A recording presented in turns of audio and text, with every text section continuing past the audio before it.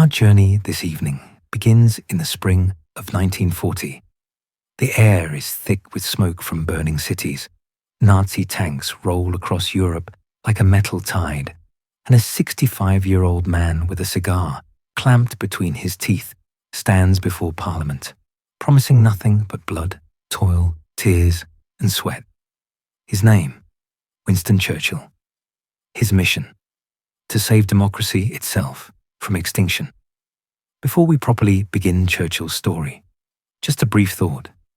If these calm explorations of history's turning points help you unwind, please consider taking a moment to like this video and subscribe. It genuinely helps other curious minds discover these stories. And we're always curious for your reflections. Let us know in the comments below what you think of Churchill and which historical moment you'd like us to explore in our next Bedtime history. Now, Churchill gets invoked constantly, sometimes as a hero, sometimes as a villain, often as both in the same breath. But strip away the statues and the arguments, the cigar jokes and the wartime mythology, and at its heart, his story is really just a question. What if one voice could change history? What if the right words, delivered at the right moment by the right person, could rally an entire civilization back from the brink? Churchill spent his life chasing greatness through cavalry charges, prison escapes, political disasters, and a wilderness of rejection. Of course, history took his ambitions and ran wild with them. Empire defended, democracy saved, myths constructed. But tonight, we are not here for the monument or the arguments about his legacy. We're just here to meet the man behind the growl, an aristocrat who saved democracy, an imperialist who defended freedom, a failure who became indispensable, a Victorian who shaped the modern world, a deeply flawed, undeniably brilliant human who happened to be exactly what civilization needed in its darkest hour. And now, as the day winds down and you settle into comfort, let's begin to trace the life and times of this indomitable figure. This is the bedtime history of Winston Churchill. The story begins in 1874 in the chandelier-lit splendor of Blenheim Palace, Oxfordshire, a place where marble staircases spiraled toward painted ceilings and 300 years of aristocratic privilege hung heavy in the air. Here, in a ground floor room hastily prepared because the baby arrived 2 months early, Winston Leonard Spencer Churchill took his first breaths. His father, Lord Randolph, was a rising political star with mercury-quick brilliance and syphilitic madness dancing in his genes. His mother, Jenny Jerome, was an American beauty who preferred Parisian salons to nursery duties. Young Winston would inherit their contradictions, along with something far more combustible, an unshakable belief that he was destined for greatness. The Churchill household hummed with political intrigue and social climbing, but not with parental warmth. Lord Randolph viewed his eldest son with disappointment, poorly disguised. The boy's academic struggles, his small stature, his slight lisp, all suggested mediocrity in a family that prized excellence. Jenny, meanwhile, dazzled London society, while her son wrote letters home from boarding school that read like dispatches from a war zone. "My darling mummy," began one plea from 7-year-old Winston, begging her to visit. She rarely did. Young Winston found love in an unexpected place. Mrs. Elizabeth Everest, his nanny, became the emotional anchor his parents refused to be. While his mother hosted glittering dinners and his father's political career burned bright, then flamed out spectacularly, Mrs. Everest provided what aristocratic breeding couldn't: unconditional affection.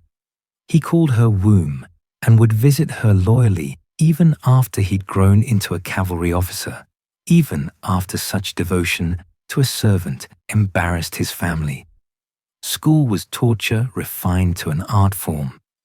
St. George's School beat Latin declensions into him literally, masters wielding birch rods against boys who couldn't conjugate properly. Winston's academic performance remained stubbornly dismal. Mathematics baffled him, Latin mocked him, French eluded him. But history, that he devoured, English composition, that sang from his pen. By the time he reached Harrow, his teachers noted two things. First, that the boy wrote essays of startling power for his age, and second, that he possessed what one called a most unsettling confidence given his actual performance. At 13, Winston stood before 400 Harrovians and recited 1,200 lines of Macaulay's Lays of Ancient Rome without a single error, the words pouring out with theatrical precision.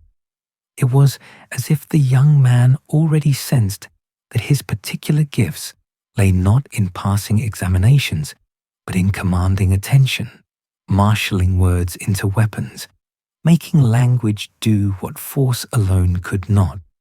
His headmaster, watching this awkward boy with unruly red hair perform verbal feats while failing basic coursework, wrote something prophetic in Winston's leaving certificate. The student shows brilliance in certain areas while remaining resistant to instruction in others. It was Victorian speak for what everyone already knew. The boy was ungovernable. Meanwhile, the wider world whispered of Lord Randolph's spectacular collapse. The father who'd risen to Chancellor of the Exchequer now descended into madness, syphilis destroying his brilliant mind by degrees. He died when Winston was 20, their relationship forever frozen in mutual disappointment. The son had never earned the father's approval. The father had never offered it. That wound would drive Churchill for decades, propelling him toward achievements vast enough to answer a question that could never be asked again. His father had dreamed Winston would become a lawyer, respectable and comfortable, padding through the inns of court, collecting briefs and respectability in equal measure. But the boy who'd grown up between emotional neglect and inherited grandeur was already nursing ambitions too vast for courtrooms. Military life beckoned, not for love of soldiering, but because it promised the one thing aristocratic drawing rooms denied him, the chance to prove himself spectacular. In 1893, he scraped into the Royal Military College, Sandhurst, on his third attempt. The acceptance letter arrived like a reprieve from a sentence he'd been serving his entire young life. His academic struggles hadn't disappeared. His lisp remained, requiring careful management. His small frame still seemed incongruous with his towering self-regard. But something had crystallized during those brutal school years. Winston Spencer Churchill had learned that if the world wouldn't recognize him through conventional excellence, he'd force recognition through sheer audacity. If he couldn't shine in Latin, he'd shine in battle. If his father would never approve, history would have to do it instead. For now, he was simply a lonely young man with a shock of red hair, a slight stammer he'd spent years conquering, and a desperate hunger for glory that no amount of proper breeding could contain. His mother dreamed he'd marry well and fade into comfortable aristocratic obscurity. His father's ghost expected failure. In the autumn of 1894, Lieutenant Winston Churchill graduated from Sandhurst 8th in his class of 150, a remarkable achievement for someone who'd barely scraped in. He'd found his element at last. The military understood hierarchy. valued courage, and rewarded the kind of reckless determination he possessed in dangerous abundance. The disappointing aristocrat's son was about to become a soldier. The stammer would remain, but now it would be accompanied by something far more potent. A cavalry officer's swagger, a correspondent's pen, and an appetite for danger that would carry him from Cuban battlefields to Indian frontiers to a South African prison cell, and finally, impossibly, to the salvation of Western civilization itself. But all of that was waiting. For now, there was just a second lieutenant with an officer's commission, a family name heavy with expectations, and an absolute certainty that greatness waited somewhere ahead if he could just find enough battles to prove it. The cavalry officer who shipped out to India in 1896 wasn't there to serve the empire quietly. At 21, Winston Churchill had already decided that military life was merely a vehicle for something greater, fame. While other subalterns of the 4th Hussars played polo and endured the boredom of colonial garrison duty, Churchill was plotting his escape to anywhere a war might erupt. His goal wasn't just survival, it was headlines. He'd gotten his first taste the previous year in Cuba, where Spain was busy suppressing a rebellion with the kind of brutality empires specialize in. Churchill, technically on leave, and officially there as an observer, positioned himself close enough to the fighting to experience bullets whistling past his head on his 21st birthday. The Spanish forces, bemused by this English aristocrat's enthusiasm for their war, allowed him to tag along. Churchill rewarded them by filing dispatches for London's Daily Graphic and developing a lifelong fondness for Cuban cigars and the adrenaline rush of being shot at. But Cuba was merely an appetizer. India offered the full banquet of imperial warfare, though not immediately. The months of garrison life at Bangalore drove him nearly mad with frustration. While brother officers drank and gambled their way through the heat, Churchill embarked on something more ambitious, educating himself. He'd realized his formal schooling had left vast gaps in his knowledge, so he read, voraciously, systematically, desperately. His mother shipped him crates of books: Gibbon's Decline and Fall of the Roman Empire, Macaulay's History of England, Plato, Aristotle, Darwin, Schopenhauer. He devoured them in the suffocating heat of Indian afternoons, scribbling notes in the margins, teaching himself philosophy, history, and economics with the same intensity he'd once applied to escaping boarding school beatings. The self-education program would last years and shape a mind that formal schooling had failed to reach. Then, finally, gloriously, war found him. The northwest frontier erupted in tribal uprisings during the summer of 1897, and Churchill wrangled his way into the Malakand field force through shameless string-pulling and calculated persistence. Here, in the brutal mountain warfare between British troops and Pashtun tribesmen, he discovered what he'd been seeking. Combat wasn't merely dangerous, it was clarifying. He rode with his cavalry unit into ambushes, charged up rocky hillsides under fire, and experienced the peculiar terror and exhilaration of men trying to kill him specifically. A bullet tore through his hat. His horse stumbled. Fellow soldiers fell dead beside him. Churchill kept a revolver instead of the regulation sword, a practical choice that probably saved his life when close combat erupted. The dispatches he filed for London newspapers crackled with immediacy. This wasn't some officer filing dry reports. This was a participant transforming his near-death experiences into prose that made breakfast readers gasp. The campaign produced his first book, The Story of the Malacan Field Force, written in fevered bursts between polo matches. It was part military history, part adventure story, wholly ambitious. The reviews were kind, the sales were modest, but Churchill had proven something crucial. He could make warfare pay, both in glory and in actual pounds sterling. The war correspondent fees exceeded his military salary significantly, a fact he noted with satisfaction. One frontier war wasn't enough.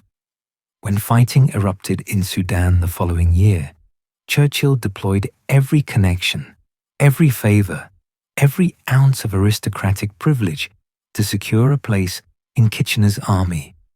General Kitchener, unimpressed by pushy junior officers with literary pretensions, rejected him repeatedly. Churchill went around him, through him, and eventually wore down resistance through sheer persistence. By August 1898, he was aboard a ship heading up the Nile toward the last great cavalry charge in British military history. Omdurman, September 22nd, 1898. The battle unfolded like something from a medieval epic, transplanted into the age of machine guns.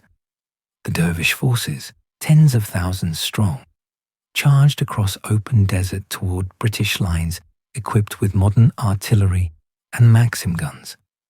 The slaughter was industrial in scale. Then came the 21st Lancers' turn, Churchill among them, thundering across the sand toward what looked like a small enemy force. It was a trap. The ground concealed a ravine packed with dervish warriors. The cavalry charge became desperate close-quarters combat, horses screaming, swords flashing, men dying in the choking dust. Churchill, armed with his trusty Mauser pistol instead of a sword due to his damaged shoulder from an earlier polo accident, shot his way through. He'd later described the experience with characteristic understatement as warm work. The battle made headlines across the empire. Churchill's dual role as cavalry officer and correspondent meant his account appeared in newspapers while the gunpowder smoke still hung over the desert. He was becoming famous, exactly as planned. The dispatches became another book, The River War, more ambitious and more critical of Kitchener's methods. Churchill was learning that military glory and literary ambition could coexist profitably. Back in England by late 1899, Churchill had transformed himself from disappointing schoolboy to published author and recognized war hero. He'd been shot at in 3 different continents. He'd charged with cavalry, filed dispatches under fire, and turned his adventures into best-selling narratives. At 24, he'd crammed more danger and achievement into 5 years than most officers experienced in entire careers. His mother's drawing room connections now opened wider. Publishers courted him. Lecture invitations arrived. Political opportunities beckoned. The transformation was startling. The boy who couldn't conjugate Latin verbs now commanded audiences with prose that made grown men lean forward. The student whose mathematics baffled his teachers now calculated the precise intersection of military glory, journalistic fame, and political ambition. His appetite for war hadn't dimmed. When newspaper editors offered him staggering sums to cover the brewing conflict in South Africa, Churchill couldn't resist, despite having grander political plans forming.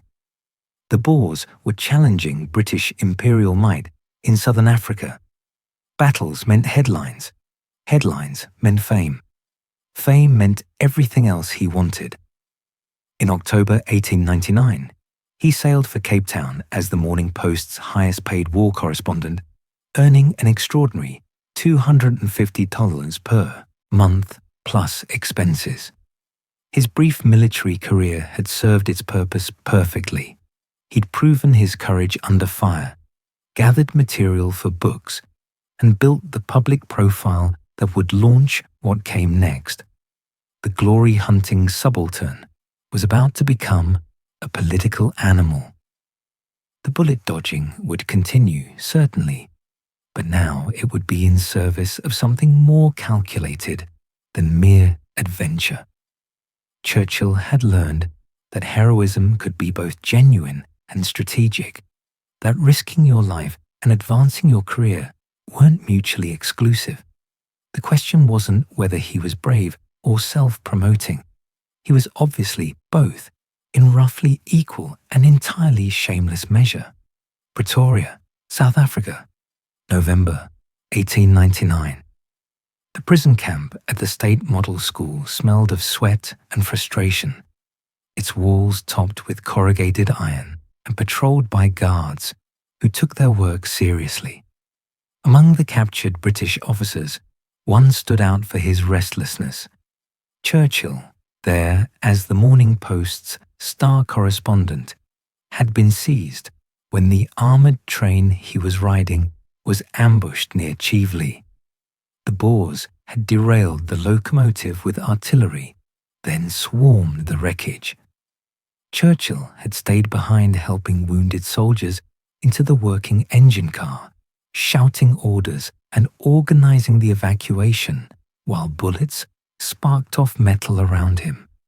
It was genuine heroism, the kind that makes mothers weep and generals nod approvingly. The Boers rewarded it with barbed wire and boredom. The State Model School, ironically a former educational institution, now housed British prisoners in conditions that were tedious rather than brutal. The Boers, fighting what they considered a just war against imperial aggression, treated their captives with a certain frontier courtesy. But Churchill, accustomed to movement and glory, found captivity intolerable.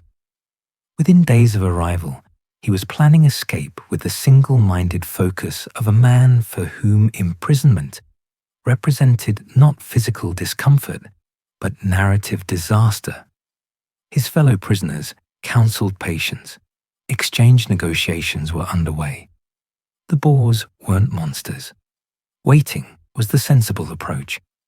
Churchill had never been sensible in his life. On the night of December 12th, he made his move. The guards changed shifts at a predictable time. The latrine offered a blind spot near the fence. Churchill, watching for weeks, knew the timing perfectly. When the moment came, he scrambled over the corrugated iron fence in seconds, his heart hammering so loud he was certain the guards would hear it from 50 yards away. They didn't. He landed in the garden beyond, crouched in darkness, and realized with dawning horror that his planned accomplices hadn't followed. They'd been spotted and forced to retreat. He was alone in enemy territory, with no map, no compass, barely any money, and only the vaguest sense that the Portuguese border lay somewhere to the east, roughly 300 miles through Boer-controlled land, where a British fugitive would be shot on sight, or returned for the reward money now being offered. Most men would have surrendered by dawn. Churchill walked boldly through Pretoria's streets instead, gambling that confidence reads as legitimacy, even in wartime. When a Boer patrol passed him, he nodded casually, as if English officers regularly strolled through the capital after dark. They nodded back. He kept walking until the city fell behind, and the veldt stretched empty under southern stars. What followed was equal parts luck and determination. Churchill jumped onto a freight train, heading east, hiding among coal sacks, his white skin and obvious Britishness a death sentence if discovered. When the train stopped, He leaped off and found himself near a cluster of mining operations. Desperate, almost delirious with hunger and fear, he knocked on the door of what he hoped was a friendly homestead. The door opened. A British mine manager named John Howard stood there, recognized the fugitive from newspaper photographs, and pulled him inside before anyone could see. The coal mines around Whitbank employed British workers secretly sympathetic to the Empire. They hid Churchill at the bottom of a mine shaft for days, brought him food and newspapers that reported his escape as front-page sensation across the British Empire and beyond. The newspapers made him an instant celebrity. "Churchill escapes," the headlines screamed. The armoured train hero had now added prison breaker to his resume. Mothers named babies after him. Music halls wrote songs about him. The Boers, furious and embarrassed, raised the reward for his capture to $25, which Churchill later joked wasn't nearly enough. After nearly a week underground, literally hiding in coal seams, while Boer search parties scoured the area above, Churchill's protectors smuggled him onto a train bound for Portuguese East Africa, hidden in a wool shipment. The journey took days. When he finally crossed the border and reached Lorenzo Marques, the British consul greeted him like Wellington, returning from Waterloo. The journey home became a triumph. Churchill sailed up the African coast to Durban, where crowds mobbed him. He rejoined the British Army as a lieutenant in the South African Light Horse, participating in more battles and filing more dispatches. But the prison escape had transformed him into something beyond a mere correspondent. He was now a national hero, living proof that British pluck could outwit any enemy. By July 1900, Churchill was back in England, standing for Parliament in Oldham. His first attempt at election before South Africa had failed narrowly. This time, riding a wave of celebrity that would make modern influencers weep with envy, he won by a comfortable margin. At 25, he took his seat in the House of Commons, the youngest MP in years and already more famous than legislators who'd served for decades. But fame didn't pay debts, and Churchill had expensive tastes inherited from his aristocratic upbringing. The solution arrived in the form of a lecture tour. He crisscrossed Britain and then America, recounting his adventures to packed halls, charging fees that would make his fellow MPs gasp. In a few months, he earned over 10,000 lol, more than most MPs made in a decade. Financial independence arrived on the same train as political power. The escaped prisoner who'd bluffed his way across hostile territory was now bluffing his way through Westminster's corridors. The slight lisp remained, carefully controlled through breathing exercises and sheer determination. His red hair had darkened, but his ambition burned brighter than ever. Parliament's genteel traditions and unwritten rules seemed almost quaint compared to scrambling over prison walls with Boer rifles aimed at your back. Churchill took his seat in the Commons chamber and began plotting his next escape. This one from the political party that had elected him. The Conservative benches felt too confining for a man who'd just spent 6 months proving that rules were merely suggestions for people with sufficient nerve to ignore them. The House of Commons in the Edwardian era was a gentleman's club with legislative powers. Men in morning coats debated the fate of empires while keeping careful score of who'd insulted whom the previous evening. Speeches followed unwritten rules about length, tone, and the proper deployment of classical allusions. Members addressed each other through elaborate protocols designed to maintain civility, even when calling each other liars. Into this came Churchill, the 25-year-old celebrity whose maiden speech on February 18th, 1901, defended Boer reconciliation with the kind of magnanimity that infuriated his own conservative benches. His delivery was peculiar, carefully rehearsed to manage his lisp and occasional stammer. He'd memorized the entire speech, every word, every gesture, a theatrical performance disguised as spontaneous debate. The effect was simultaneously impressive and off-putting. Here was brilliance wrapped in calculation, sincerity performed with studied precision. Older MPs recognized something unsettling, ambition so naked it bordered on indecent. Within months, Churchill had marked himself as different. While other backbenchers waited years before speaking, he rose frequently, always prepared, always quotable, always aware that newspapers covered his speeches more than most ministers. His topics ranged widely: military reform, colonial policy, social conditions. He had opinions about everything and the confidence to share them all. Then came the issue that would split his political life in two: free trade versus protectionism.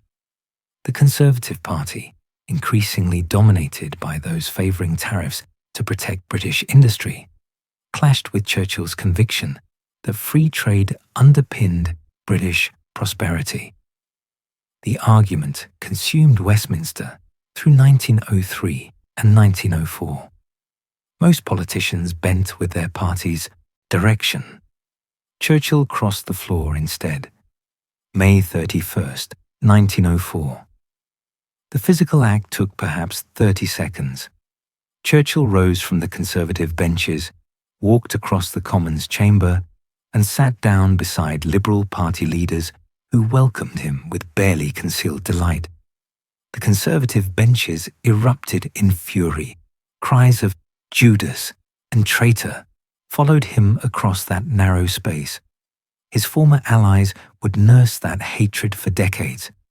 Party loyalty meant everything in Edwardian politics.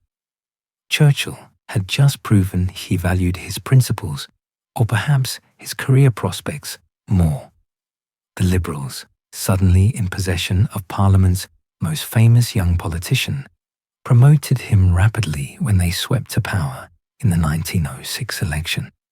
Under-Secretary for the Colonies first, then President of the Board of Trade at 33. Each promotion brought opportunities to remake British society along more progressive lines. Churchill, the aristocrat who defended empire in print, now championed labour exchanges to help unemployed workers find jobs, pushed for unemployment insurance, and advocated an 8-hour workday for miners. The transformation puzzled observers. Was this genuine social conscience or calculated positioning? Churchill's answer typically was both. He'd seen poverty in India and South Africa. He'd read enough political economy to understand that industrial capitalism created wealth and misery in equal measure, and he'd recognized that the Liberal Party offered faster routes to ministerial power than the Conservatives ever would. Conviction and ambition occupied the same heart, beating in perfect synchronized rhythm. Through these early ministerial years, one relationship proved more stabilizing than any political alliance. Clementine Hozier entered Churchill's orbit in 1904, but their courtship didn't begin until 1908, at a dinner party where she found herself seated beside the rising politician. He talked incessantly, as always, but this time someone talked back with equal wit and considerably more common sense. Their engagement came after a brief, intense courtship during which Churchill's marriage proposal was so awkwardly delivered at Blenheim Palace's Temple of Diana that Clementine later joked she'd nearly said no out of sheer confusion about what he was actually asking. But she said yes, recognizing something essential beneath the bluster. Here was a man who needed management, the way warships needed anchors. They married that September at St. Margaret's, Westminster, before a crowd that included every political heavyweight in Britain. Clementine was 23. Winston was 33. She brought grace, intelligence, and a steadying presence to a life that had been careening from crisis to crisis since childhood. He brought chaos, ambition, and a workload that would have broken lesser partnerships within months. Their domestic arrangements revealed Churchill's peculiar working methods. He dictated correspondence while pacing, conducted meetings while taking baths, worked until 3 in the morning, then slept until noon. Clementine adapted, managing household, children, and an increasingly prominent political career with the organizational skills her husband entirely lacked. She became his first editor, his political advisor, his bridge to normal human interaction. When Churchill's rhetoric soared into bombast, Clementine's raised eyebrow brought it back to earth. By 1910, Churchill was Home Secretary at 35, responsible for domestic security, prisons, and police. The rapid ascent had made him powerful enemies on both sides of the Commons. Conservatives still viewed him as a traitor. Many liberals distrusted his aristocratic background and imperial instincts. Labour politicians saw a dilettante playing at social reform. All of them underestimated the peculiar combination of gifts he was assembling: oratorical power, administrative energy, strategic vision, and a willingness to make decisions that left colleagues paralyzed. The Home Secretary, who authorized police to besiege anarchists at Sydney Street in 1911, personally appearing at the scene while bullets flew, demonstrated something his critics already knew. Churchill couldn't resist drama, even when drama was professionally unwise. The photographs of him watching the siege wearing a top hat while police exchanged fire with criminals became instant fodder for satirists. By 1911, Prime Minister Asquith recognized that keeping Churchill at the Home Office meant endless controversies. The solution arrived in the form of Britain's most prestigious military appointment.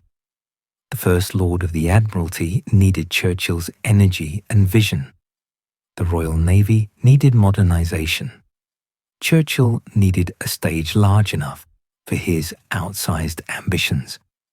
At 36, he took control of the world's most powerful fleet, just as Europe's great powers sharpened knives for the bloodiest war in human history. The former cavalry officer who charged at Omdurman was now responsible for dreadnoughts, submarines, and the naval strategy that would determine whether Britain survived what came next. Clementine, pregnant with their third child, watched her husband throw himself into naval affairs with the intensity of a man who'd finally found his proper scale. The party traitor had become the Admiralty's master. The political gambler had won enough chips to play at the highest table. Everything he'd done since leaving Sandhurst seemed, in retrospect, to point toward this moment. Whether it pointed toward triumph or disaster remained to be seen. The guns of August 1914 would provide the answer sooner than anyone expected. Constantinople, 1915. The strategic prize that would unlock the Black Sea, relieve pressure on Russia, and potentially shorten the Great War by years. The plan consumed Churchill's imagination during the winter months: force the Dardanelles Strait with naval power, land troops on the Gallipoli Peninsula, march to victory through what military planners optimistically called the soft underbelly of the Central Powers. On paper, Viewed from the Admiralty's map-covered walls, it looked brilliant, a way to break the stalemate of Western Front trenches through bold strategic vision. Churchill advocated for it with the full force of his considerable rhetorical gifts, persuading skeptical generals and hesitant politicians that audacity could succeed where conventional approaches had failed.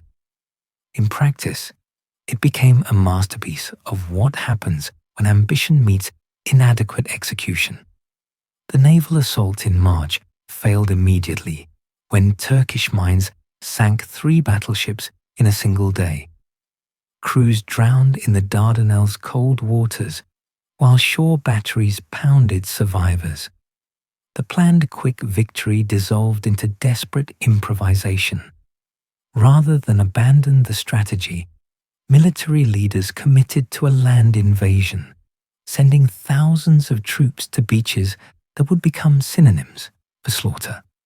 April 25, 1915. The landings began before dawn. Australian and New Zealand forces, eager and untested, stormed ashore at Anzac Cove into machine gun fire so concentrated that the surf turned red. British troops at Cape Helles fared no better. The Turks, led by a young officer named Mustafa Kemal, who would later reshape his nation, had prepared positions perfectly. They owned the high ground, they knew the terrain, and they fought with a ferocity that shattered every assumption about the Ottoman Empire being a declining power ripe for defeat.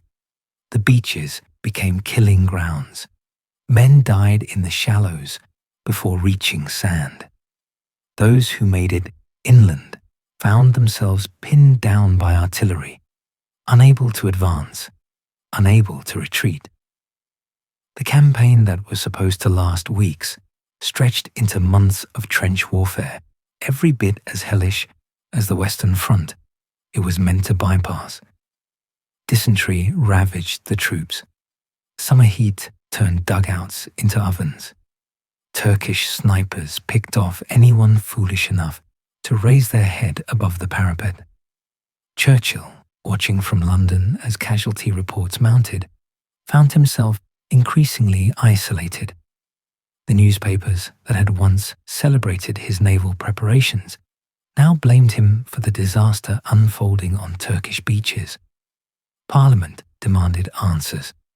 Political allies quietly distanced themselves. The calculation was simple and brutal. Gallipoli was Churchill's brainchild, and Gallipoli was failing catastrophically.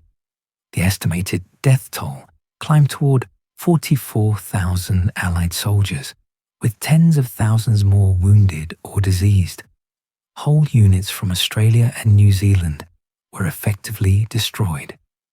The French contingent suffered appalling losses. Turkish casualties mounted even higher, but they held their ground and claimed victory through sheer defensive tenacity. Every day the campaign continued. More young men died for objectives that receded further into impossibility. In May, the political reckoning arrived. Prime Minister Asquith, forming a coalition government to better prosecute the war, had to appease conservatives who despised Churchill. The price was Churchill's removal from the Admiralty.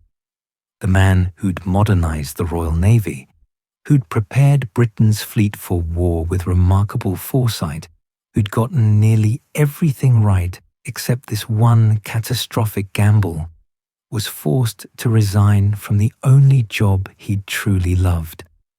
The demotion to Chancellor of the Duchy of Lancaster, a sinecure with a grand title but no real power, felt like exile.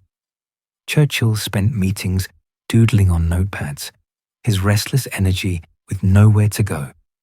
Clementine watched her husband descend into depression that frightened her more than his usual reckless confidence ever had. The man who'd always charged forward now sat motionless for hours, staring at nothing, consumed by thoughts of the soldiers dying on Turkish beaches because of his strategic vision. Painting became his refuge. He dabbled before, but now it transformed into therapy. Standing before a canvas with brush and palette, he could create something rather than destroy. The act of mixing colors, applying paint, building images stroke by stroke, provided the only hours when his mind stopped replaying the disaster. His paintings were competent rather than brilliant, energetic landscapes and still lifes that revealed more about his mental state than any diary entry. The man who'd always expressed himself through words discovered that sometimes words failed entirely. By November 1915, Churchill couldn't bear the pretense of ministerial responsibility without power any longer. He resigned from the government altogether and did something that shocked everyone who knew him. He requested a military commission and went to the Western Front, not to observe or advise, but to command troops in the trenches he'd helped send there. Major Winston Churchill of the 2nd Grenadier Guards arrived in France and discovered what the men he'd ordered into battle actually experienced: the mud that swallowed trenches, the rats that feasted on corpses, the constant artillery that drove men mad before it killed them, the random death that took the soldier beside you while leaving you inexplicably alive. He served 6 months on the front lines, commanding the 6th Royal Scots Fusiliers, and by all accounts did it competently, sharing the dangers and discomforts without complaint or special privilege.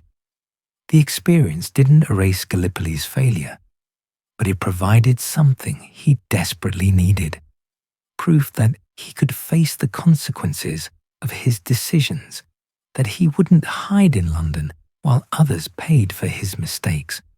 His men, initially skeptical of this political officer with a famous name, grew to respect him. He led trench raids. He braved sniper fire during inspections. He lived in the same filthy dugouts and ate the same terrible food. But the Western Front couldn't be his permanent refuge. By mid-1916, political allies convinced him to return to Parliament, where his voice might influence the war's direction more effectively than commanding a single battalion. He returned to London, to the Commons' backbenches, to slow political rehabilitation that would take years. The Gallipoli ghosts followed him back. Every speech he gave, someone mentioned it. Every position he sought, the disaster emerged as disqualification. The man who trudged back from France in 1916, his uniform mud-stained and his certainty badly damaged, was no longer the cocksure First Lord who'd thought strategic brilliance could overcome tactical realities. Churchill's hair had gone noticeably greyer. His natural optimism had developed cracks. His speeches, once delivered with absolute confidence, now occasionally faltered. But his ambition, that remained intact, hibernating like some creature waiting for winter to pass.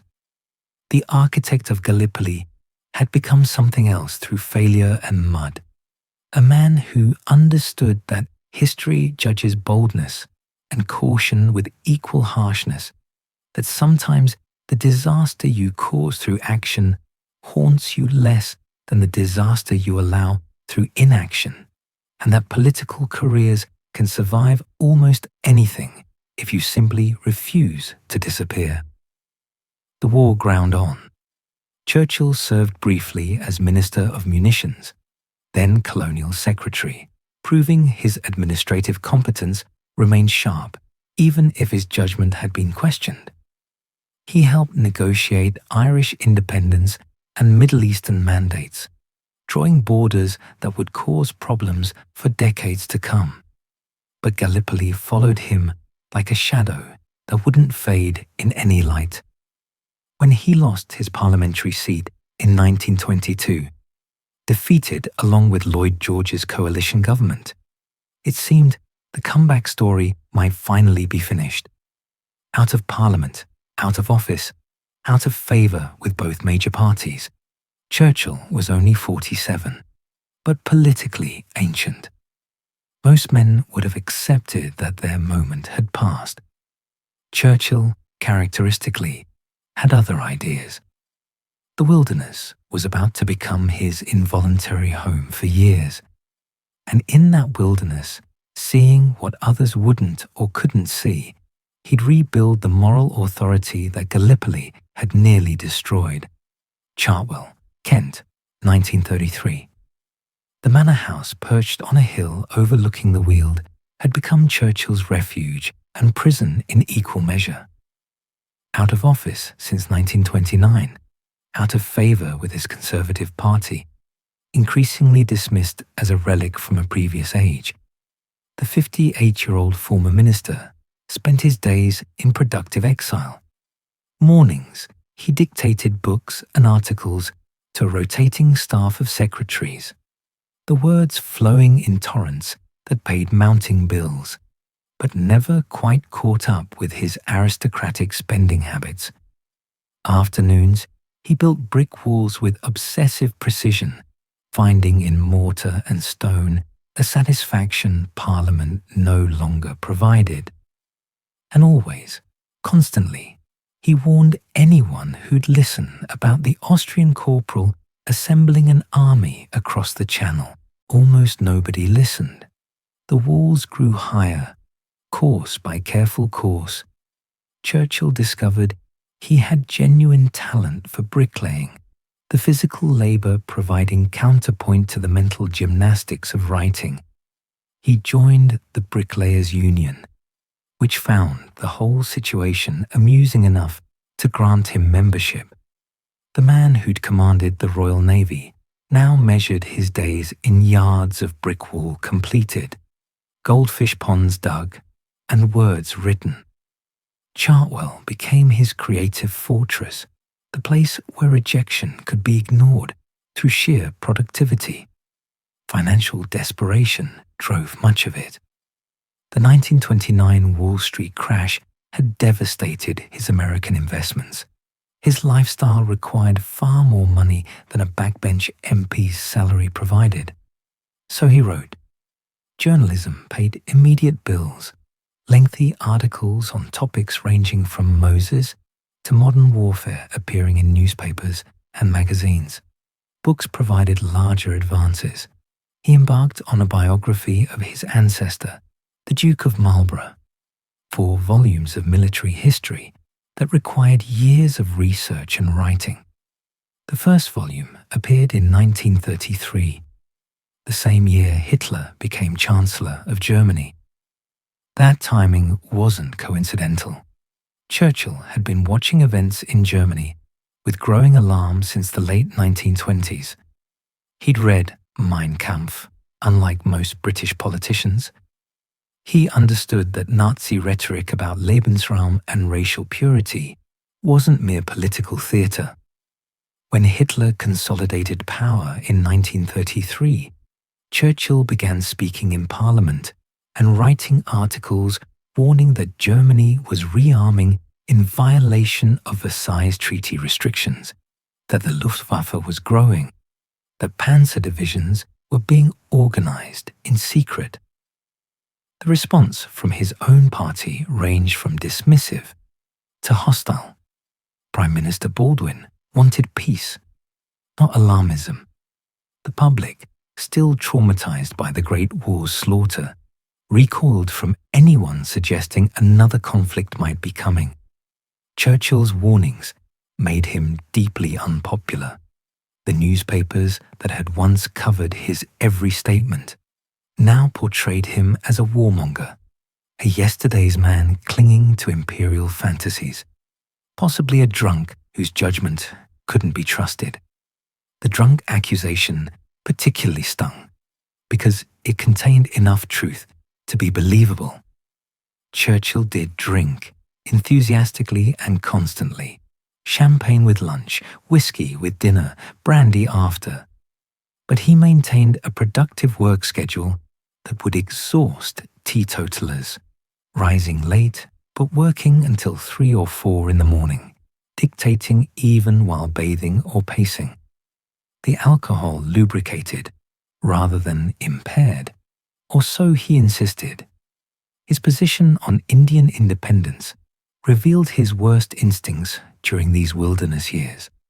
While younger conservatives accepted that India would inevitably gain self-governance, Churchill fought it with language that shocked even his allies. He spoke of Indians as incapable of ruling themselves, defended the Raj with arguments that belonged to an earlier century, and attacked Gandhi with contempt that revealed his deepest imperial prejudices. The campaign isolated him further from conservative mainstream, painting him as reactionary and racist in equal measure. He was both, though the racism was standard for his class and generation, rather than unique to him. Yet even while being catastrophically wrong about India, he was being prophetically right about Germany. In 1934, he warned the Commons that Germany's air force would soon match Britain's. In 1935, he argued for increased military spending while the government pursued disarmament.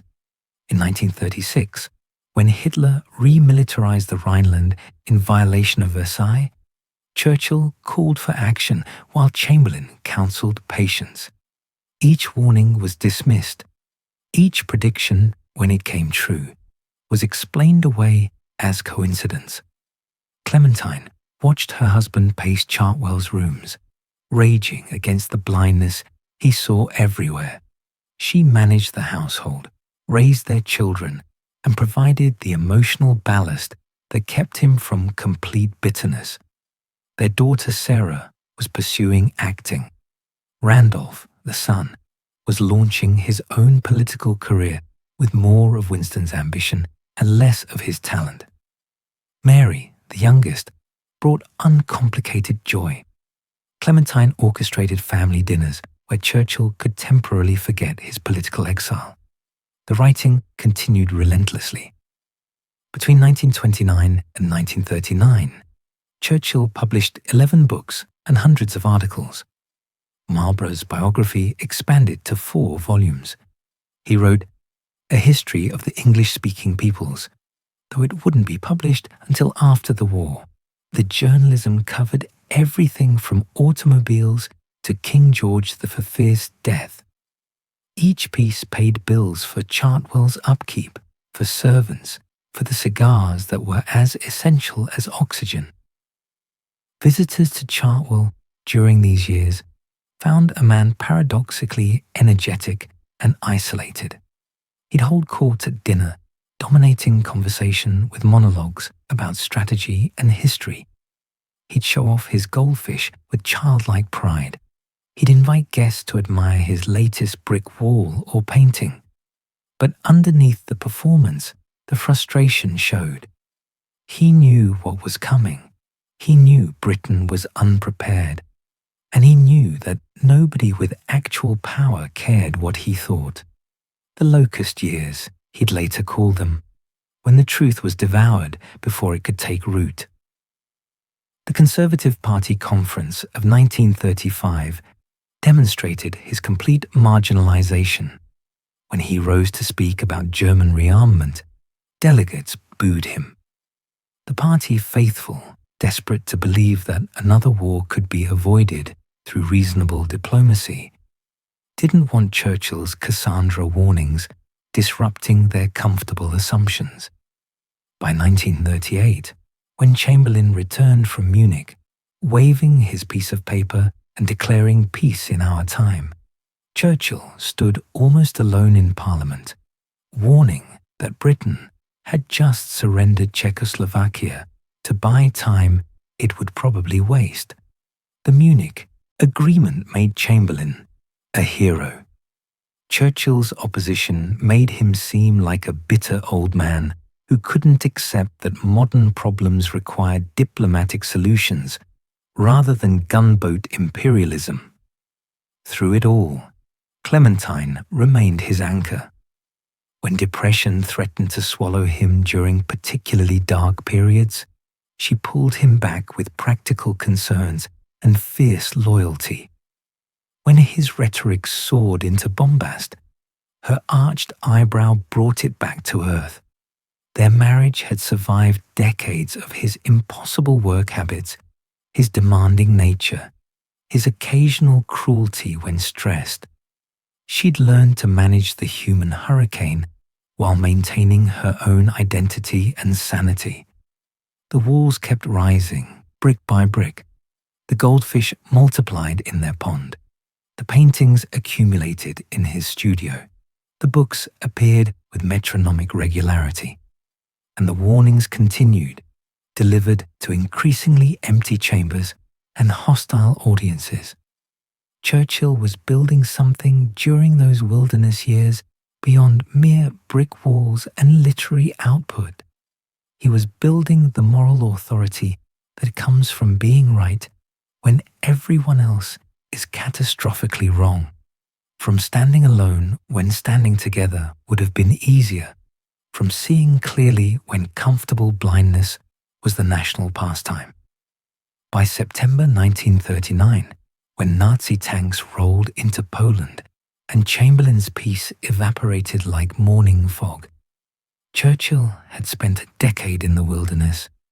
The phone at Chartwell rang with an urgency that hadn't existed since 1915. The Admiralty needed him again. The nation that had dismissed him for 10 years suddenly remembered that preparation and foresight might be valuable traits in wartime.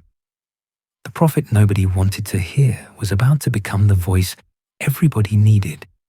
History, it turned out, had been listening even when Parliament wasn't. London, May 10th, 1940. The morning that would change everything. Norway has collapsed into disaster. France is crumbling under the Blitzkrieg.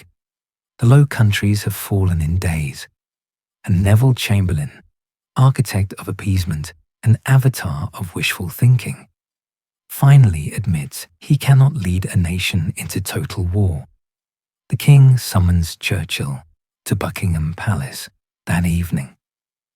George VI, who has never particularly liked this bombastic politician with the checkered past, asks him to form a government. At 65, ancient by any reasonable political standard, Winston Churchill becomes Prime Minister of a nation facing annihilation. That night, preparing for bed after the most consequential day of his life, Churchill allowed himself a moment of satisfaction he'd later record. "I felt as if I were walking with destiny," he wrote, "and that all my past life had been but a preparation for this hour and this trial." 3 days later, he stood before the House of Commons to deliver his first speech as Prime Minister. No soaring rhetoric yet, no Shakespearean flourishes, just brutal honesty wrapped in determination. "I have nothing to offer but blood, toil, tears, and sweat." The words landed like hammer blows. This wasn't Chamberlain's reassuring platitudes. This was reality delivered by someone who'd stopped pretending years ago. The Commons, so recently hostile to Churchill's warnings, sat in stunned silence as he laid out what was coming. War of the most grievous kind, survival itself in doubt, victory the only acceptable outcome. The French collapse happened with horrifying speed. The armies that were supposed to hold the line simply dissolved before German armour and tactical air power. By late May, the British Expeditionary Force was trapped at Dunkirk with the Channel at their backs and panzers closing from 3 sides. Military logic said the army was lost. Churchill ordered the evacuation anyway, every available vessel crossing to those beaches under constant bombardment. The miracle of Dunkirk became legend. Fishing boats and pleasure craft, rescuing soldiers alongside Royal Navy destroyers. Over 300,000 men evacuated in 9 days, leaving their equipment behind, but carrying home something more valuable: proof that Britain could still fight. On June 4th, Churchill returned to the Commons to explain the evacuation. Wars are not won by evacuations, he reminded them. Then came the passage that would define British resistance. We shall fight on the beaches. We shall fight on the landing grounds. We shall fight in the fields and in the streets. We shall fight in the hills. The rhythm built with each repetition, each clause another promise that surrender wasn't in the vocabulary. The final line landed with devastating simplicity: we shall never surrender. France fell anyway. By June 16th, the French government was seeking armistice terms. Britain stood alone, exactly as Churchill had warned for a decade. The cabinet debated whether to seek negotiated peace with Hitler. Churchill, conducting meetings while pacing or dictating from his bath, shut down each suggestion with increasing irritation. There would be no negotiations with Nazis. Britain would fight on regardless of cost or consequences. Several ministers thought him mad. History would prove them wrong. June 18th brought another speech, this one broadcast to the nation and the world. Churchill's voice, that distinctive growl made familiar through BBC broadcasts, painted the stakes in language people could understand. The Battle of France was over. The Battle of Britain was about to begin. Upon this battle depends the survival of Christian civilization, he told listeners. Depends our own British life and the long continuity of our institutions. The perorations soared into immortality. Let us therefore brace ourselves to our duties, and so bear ourselves that if the British Empire and its Commonwealth last for 1,000 years, men will still say, this was their finest hour. The words mattered because the situation was genuinely desperate. Hitler controlled Europe from the Atlantic to Poland. The Luftwaffe outnumbered RAF Fighter Command significantly. Invasion barges assembled in French ports. The German General Staff prepared Operation Sea Lion with Teutonic efficiency.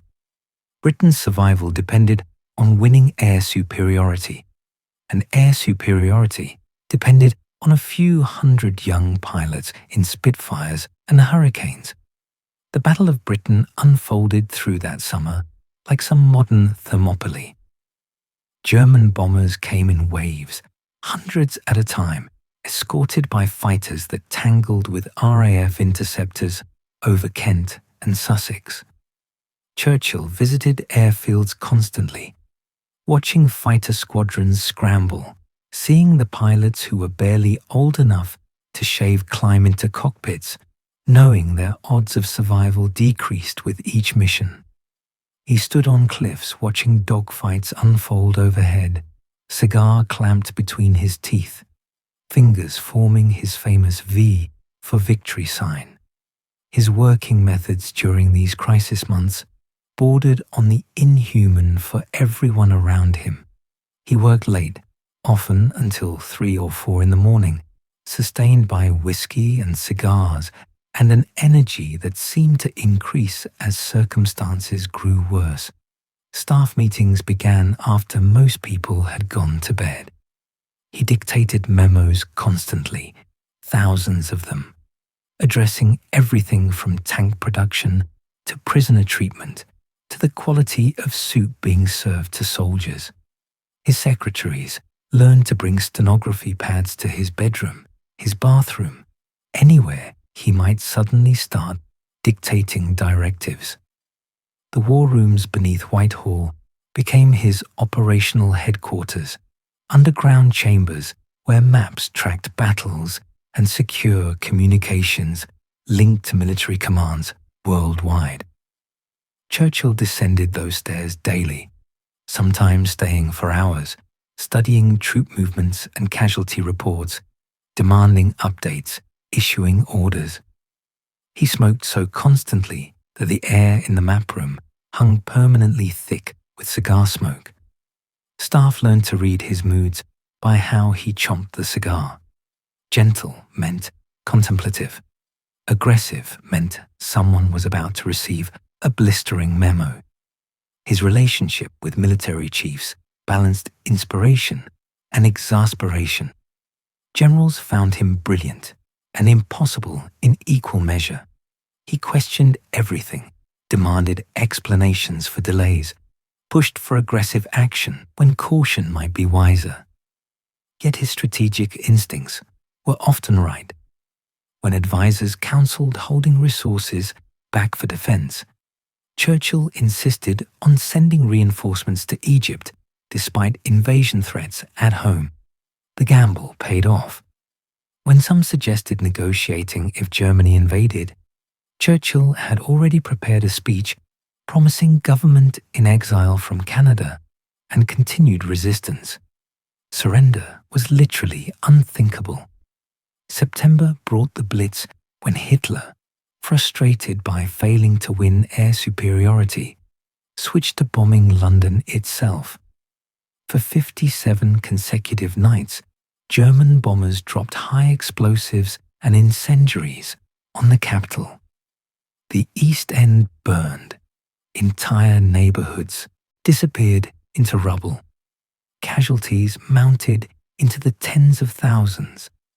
Churchill insisted on visiting bomb sites immediately after raids, walking through still smoking ruins, talking to people who'd lost homes or family members. His presence mattered enormously. Here was the Prime Minister, obvious target for German bombs, refusing to hide while asking ordinary citizens to endure. The BBC broadcasts became rituals. Churchill's voice, broadcast across Britain and intercepted across occupied Europe, delivered defiance in tones that made people believe resistance was possible. The phrases entered the language immediately. Give us the tools and we'll finish the job. Never in the field of human conflict was so much owed by so many to so few. The words worked because they matched the moment's gravity without descending into despair. Churchill acknowledged the horror while insisting on hope, admitted the danger while promising victory. By December 1940, Britain remained unbroken. The Luftwaffe had failed to achieve air superiority. Operation Sea Lion was postponed indefinitely, then cancelled. Hitler turned his attention east toward the Soviet Union and the catastrophic decision that would eventually doom him. Britain had survived not through superior resources or better strategy alone, but through something less tangible: national will, the refusal to accept defeat, and the voice on the radio promising that morning would come, that darkness would end, that victory was inevitable if they simply refused to quit. Churchill, the man who'd been deemed too dangerous, too erratic, too yesterday for peacetime politics, had proven himself exactly right for apocalyptic war. His voice on the BBC had become the sound of democratic civilization refusing extinction. The warnings everyone ignored in the 1930s now looked like prophecy. The wilderness prophet had become the savior, though he'd bristle at the religious terminology. He'd simply done what needed doing when nobody else could or would. The boy from Blenheim, who'd spent his life chasing glory through cavalry charges and prison escapes and political disasters, had finally found the moment vast enough for his outsized ambitions. And in rising to that moment, he'd pulled an entire nation up with him. The battleship HMS Prince of Wales pitched through Atlantic swells in August 1941, carrying unusual cargo. The British Prime Minister, sailing to meet Franklin Roosevelt off the coast of Newfoundland for their first wartime summit. Churchill had crossed the U-boat-infested oceans specifically for this encounter, risking German torpedoes to conduct what was fundamentally a courtship. Britain needed America in the war. Roosevelt, still constrained by isolationist Congress and public opinion that remembered the Great War's slaughter, wasn't ready to propose marriage. The meeting that produced the Atlantic Charter, with its noble declarations about freedom and self-determination, mattered less than what happened between the two men. They circled each other like diplomats at a particularly high-stakes dance, each assessing whether partnership was possible. Roosevelt, paralyzed from polio and confined to a wheelchair he never allowed photographers to capture, possessed a political cunning that matched Churchill's own. He'd been maneuvering America closer to Britain through increasingly creative interpretations of neutrality, lend-lease, destroyer deals, Atlantic patrols that occasionally shot at German submarines.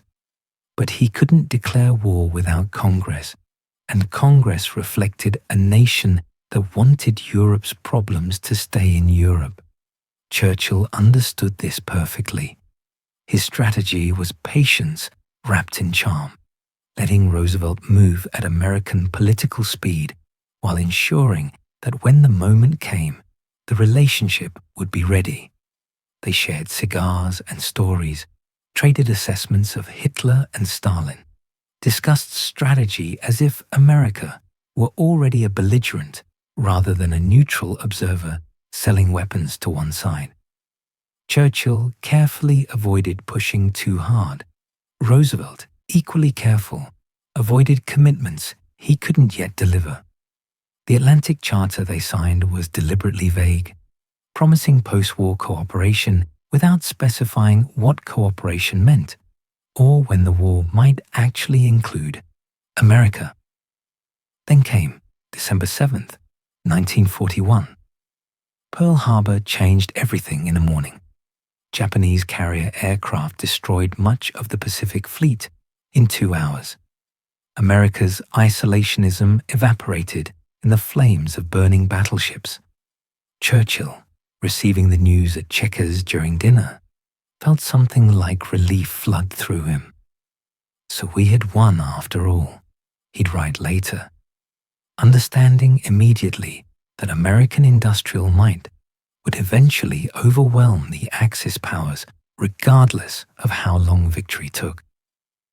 That night, he slept peacefully for the first time in years, knowing Britain would no longer fight alone. Within weeks, Churchill was back across the Atlantic, this time as ally rather than supplicant. The Washington Christmas Conference of 1941 brought him to the White House, where he and Roosevelt planned a global strategy, while Churchill scandalized staff by wandering the residence in his peculiar siren suit, a one-piece jumpsuit he'd adopted for convenience during air raids. On December 26th, he addressed a joint session of Congress, the first British Prime Minister to do so.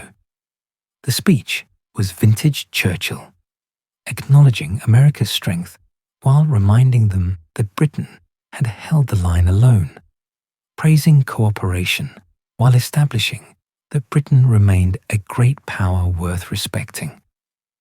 The partnership that developed over the next 3 years generated over 300 letters between the two leaders, countless phone calls despite terrible transatlantic connections, and numerous face-to-face meetings across 2 continents. They developed genuine affection despite fundamentally different worldviews. Roosevelt saw empires as outdated obstacles to progress. Churchill saw the British Empire as civilization's greatest achievement. Roosevelt wanted post-war international organizations. Churchill wanted great power spheres of influence. They agreed to disagree on post-war architecture while focusing on winning the war first. Strategic decisions revealed their different priorities constantly. Churchill pushed for Mediterranean operations, arguing that attacking through what he persisted in calling the soft underbelly would avoid the bloodbath of French beaches. He advocated for operations in Italy, the Balkans, anywhere that might delay the cross-channel invasion his nightmares told him would be Gallipoli, multiply by 10. The Americans, particularly General Marshall, wanted the direct approach: build up forces, invade France, drive to Berlin. Roosevelt generally sided with his generals, overruling Churchill's Mediterranean obsessions while maintaining enough personal warmth to keep the alliance functional. Then there was Stalin, the third leg of an alliance nobody would have predicted 5 years earlier. Churchill, who'd spent decades denouncing Bolshevism, now found himself toasting the Soviet dictator at conferences, praising Red Army victories, sending convoys of supplies through Arctic waters to Murmansk. The relationship was wariness disguised as camaraderie. Stalin wanted a second front in France immediately to relieve pressure on Soviet forces. Churchill wanted Stalin to bleed Germany white on the Eastern Front while Britain secured Mediterranean objectives. They needed each other desperately, trusted each other not at all, and maintained diplomatic fiction that they were genuine allies rather than temporary partners against a common enemy. The conference circuit became Churchill's second career. Tehran in November 1943, where the Big Three met for the first time and Stalin sided with Roosevelt on invasion strategy. Cairo, where China's role was discussed and promises were made that would complicate post-war Asia. Yalta in February 1945, where they carved up Europe's post-war architecture, while Churchill realized Britain's influence had shrunk to junior partner status. At Yalta, sick with pneumonia, he'd hidden from everyone except Clementine. Churchill watched Roosevelt negotiate with Stalin over matters that would affect Britain profoundly, while treating Churchill's input as helpful but not determinative. The physical toll of managing a global war from age 65 to 70 mounted despite Churchill's legendary stamina. He suffered a mild heart attack in December 1941 that was concealed from everyone except his doctor. Pneumonia struck twice, once so severely in Carthage that last rites were nearly administered. His blood pressure reached alarming levels. Staff noticed increasing fatigue, occasional confusion, longer recovery times after late-night sessions.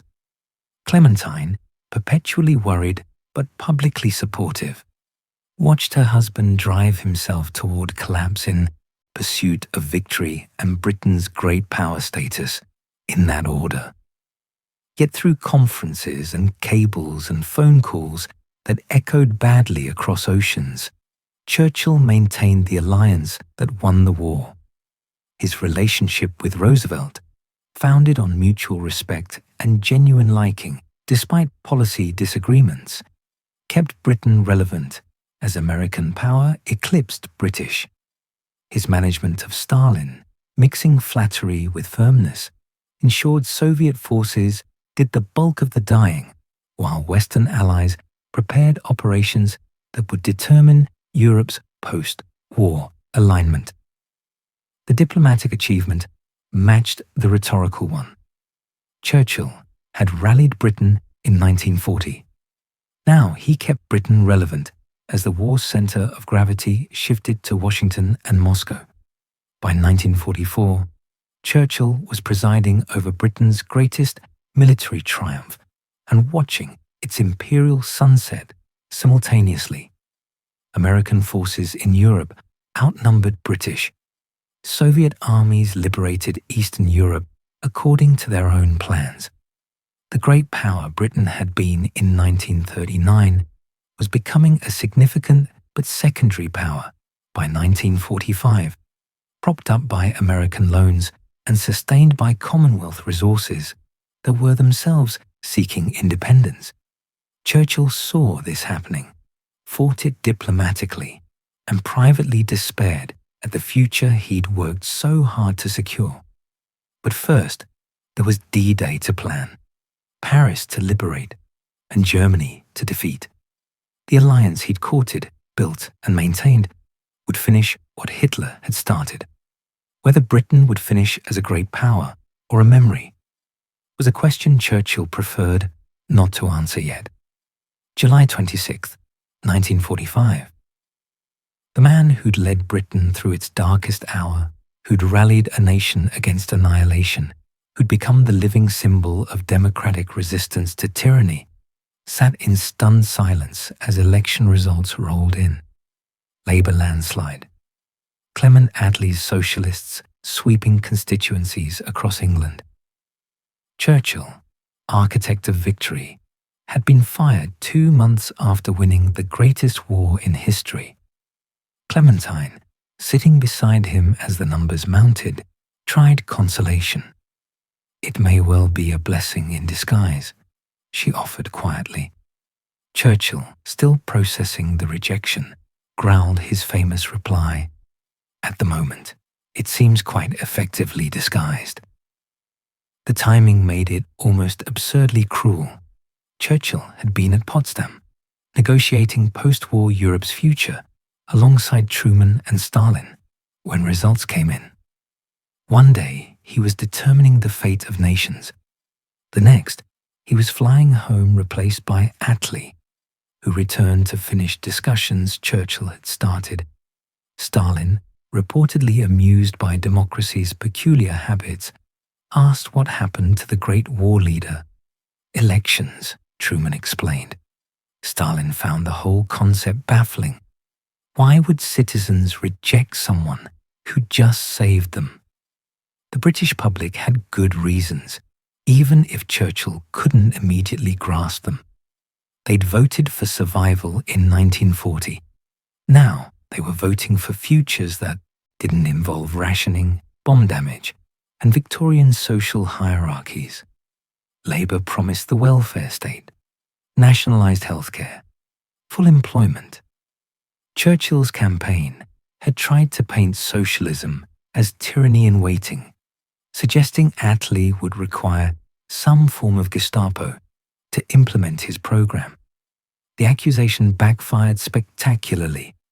Voters who'd endured actual fascism weren't frightened by Labour's modest reforms. They wanted them. For Churchill, the defeat cut deeper than political loss. He'd given 5 years of his life to saving Britain, sacrificing health and exhausting himself in service of victory. The ingratitude seemed monstrous. Hadn't he earned the right to shape the peace he'd fought so hard to achieve?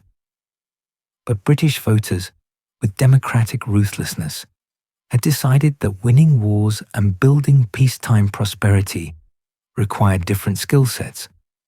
Churchill excelled at the former. Attlee, they gambled, might manage the latter. The initial shock gave way to something darker. Depression, that black dog Churchill had wrestled his entire life, returned with teeth sharpened by rejection. For weeks, he moved through Chartwell like a ghost, starting projects and abandoning them, beginning paintings and leaving them unfinished. Clementine watched helplessly as her husband processed a defeat that felt personally devastating in ways political setbacks rarely did. He'd expected gratitude. Instead, he got redundancy notices. But Churchill possessed one advantage over most rejected politicians. He could write. Within months, he'd negotiated contracts for his war memoirs that made him wealthier than political office ever had. The 6-volume series that would become the Second World War began taking shape in dictation sessions that ran for hours. Churchill had always understood that history belonged to those who wrote it. Now he'd write the definitive account, shaping how generations would understand the war and his role in winning it. The financial arrangement was typically Churchillian in its cleverness. He structured book deals and serialization rights to minimize taxes, ensuring the income would sustain his expensive lifestyle indefinitely. The irony wasn't lost on observers. The man who'd just lost an election on domestic policy was becoming fabulously wealthy while his Labour successor managed austerity budgets. Churchill returned to opposition benches richer than most of his former ministers, funded by American publishers eager for his wartime insider account. Writing provided more than income. It gave purpose to days that would otherwise stretch empty and purposeless. He dictated in the mornings, painted in the afternoons, built more brick walls when restlessness demanded physical activity. Chartwell, which had been his refuge during the wilderness years, became his fortress again. Grandchildren visited and were spoiled appropriately. Clementine managed the household and provided the emotional stability that had sustained him through decades of political warfare. The opposition benches felt strange after Downing Street. Churchill attended Parliament, making speeches that reminded everyone of his wartime greatness while criticizing Labour's nationalisation programmes. He was effective in opposition but clearly diminished by it. The roar had become a grumble. The lion was still dangerous, but increasingly past his prime. At 70, most men would consider retirement. Churchill barely considered slowing down. His painting improved during these years of enforced leisure. The canvases accumulated in his Chartwell studio, landscapes and still lifes that revealed a man finding peace in colour and composition that politics never provided. He'd never be a great painter, but he was a sincere one. The activity offered what building walls once had, proof that he could create something lasting through his own labour. By 1946, Churchill had adjusted to his new role. He was elder statesman, author, painter, and opposition leader. The rejection had stung terribly, would always sting when he let himself think about it directly. But he'd survived political death before. Gallipoli should have ended him. The wilderness years should have finished his career.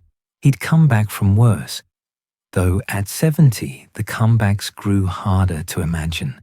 The war leader in peacetime was discovering what many military heroes learn eventually, that the skills required for crisis don't necessarily translate to normalcy, that people who want you desperately in emergencies may prefer someone else when emergencies end, and that democratic gratitude has a surprisingly short half-life. The man who'd saved Britain would spend his immediate post-war years writing about it, painting it, and watching from opposition as someone else rebuilt it. Whether he'd get another chance to lead remained to be seen. But first, there was an iron curtain to describe and a Cold War to name. The wartime leader was about to become the Cold War prophet. Some roles, apparently, he was destined to play regardless of who held political power. Fulton, Missouri, March 5, 1946. Westminster College's gymnasium was packed well beyond fire code capacity, folding chairs crammed into every available space. President Truman sat on the makeshift stage beside the British ex-Prime Minister, who travelled halfway across America to receive an honorary degree at a college most Britons had never heard of. The audience expected a pleasant speech about Anglo-American friendship, perhaps some reminiscences about the recently concluded war. What they got instead was a declaration that the war's aftermath had already curdled into something equally dangerous. Churchill rose, adjusted his glasses, and launched into what he'd titled The Sinews of Peace. The opening discussed atomic weapons and United Nations cooperation in language that could have come from any statesman. Then, 20 minutes in, came the passage that would define the next 45 years, from Stettin in the Baltic to Trieste in the Adriatic. His voice rolled out with that distinctive growl. An iron curtain has descended across the continent. The phrase landed with geometric precision.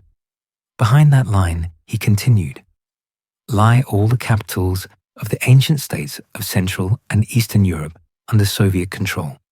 Warsaw, Prague, Vienna, Budapest, Belgrade, Bucharest, Sofia. Police governments prevailing in nearly every case. The imagery was perfect. An actual curtain drawn across Europe, hiding what was happening behind it.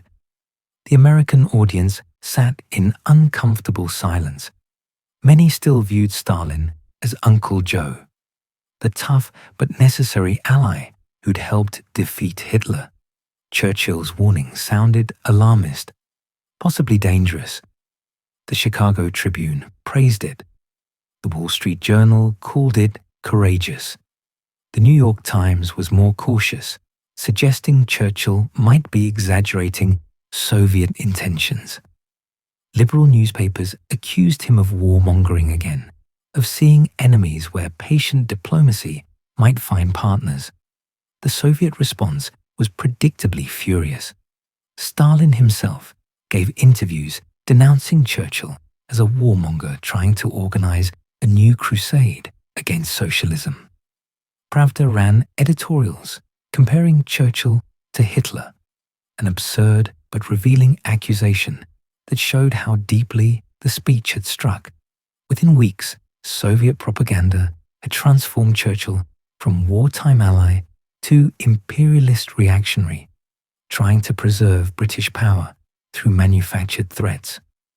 But Churchill had been right to worry, and events proved him right, faster than even he'd anticipated. Poland's government had been replaced with a Soviet puppet regime. Czechoslovakia, which had maintained some democratic institutions, was sliding toward communist control.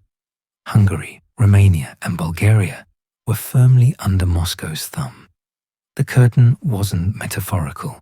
It was steel and barbed wire, backed by Red Army divisions that showed no signs of leaving territory they'd liberated from Nazi control. The speech traveled by radio and newspaper to audiences Churchill couldn't have imagined reaching.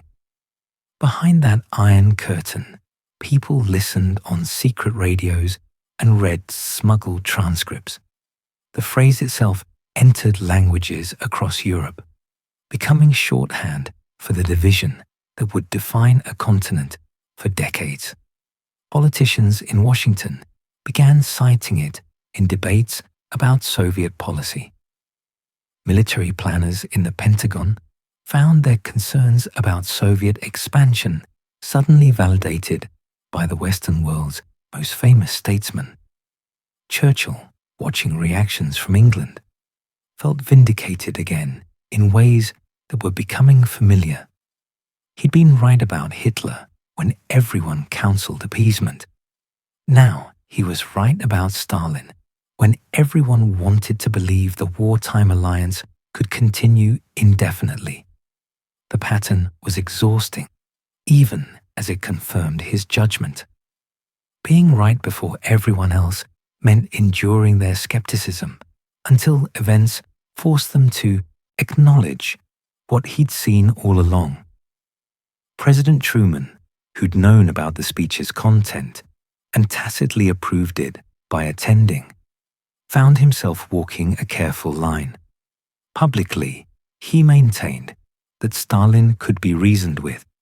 Privately, he began shifting American policy toward containment, the doctrine that would structure Western response to Soviet expansion. Churchill's Fulton speech provided intellectual and rhetorical ammunition for that shift, even if Truman couldn't publicly embrace it yet. By 1948, when Stalin blockaded Berlin and forced the Western Allies to supply the city by air for nearly a year, Churchill's warnings looked prophetic rather than alarmist.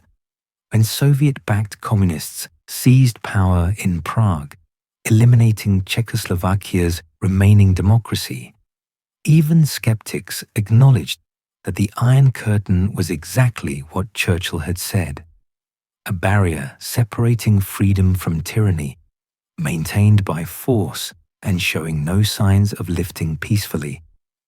The speech became foundational text for Cold War thinking. George Kennan's long telegram, which arrived at the State Department shortly before Fulton, provided the policy framework. Churchill provided the rhetoric that made the policy comprehensible to democratic publics who needed clear language to understand complex geopolitical realities. The curtain image worked because it was both literally true and metaphorically powerful. You could visualize it, point to it on maps, explain it to voters who didn't follow foreign policy closely. Churchill spent the late 1940s continuing to write, paint, and offer commentary from opposition benches. His war memoirs progressed steadily, each volume selling spectacularly and cementing his interpretation of events. The Nobel Prize in Literature arrived in 1953, recognizing his historical writing and mastery of biography. He joked that he'd won for his speeches rather than his books, but the recognition pleased him immensely. Not many people win Nobel Prizes while serving as opposition leaders. The old lion's roar might be quieter than in 1940, but it still carried across continents. When he spoke about Soviet intentions or Western unity, people listened with respect even when they disagreed. The warmonger label had given way to elder statesman status. He'd earned it through being consistently right about the century's two great totalitarian threats, even if being right had meant years of isolation and mockery before vindication arrived. The speech that seemed too harsh in 1946 looked prophetic by decade's end. Churchill had named the era before it fully emerged.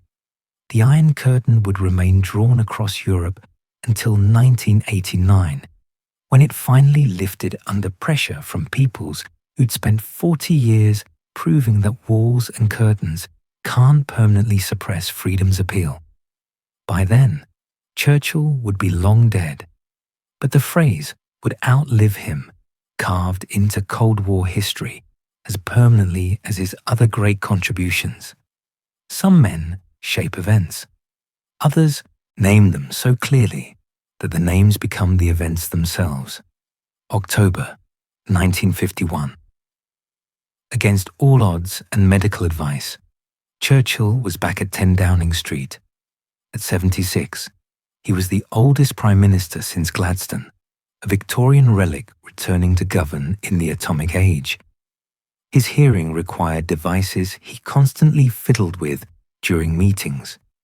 His speeches occasionally wandered into tangents that staff had to gently redirect.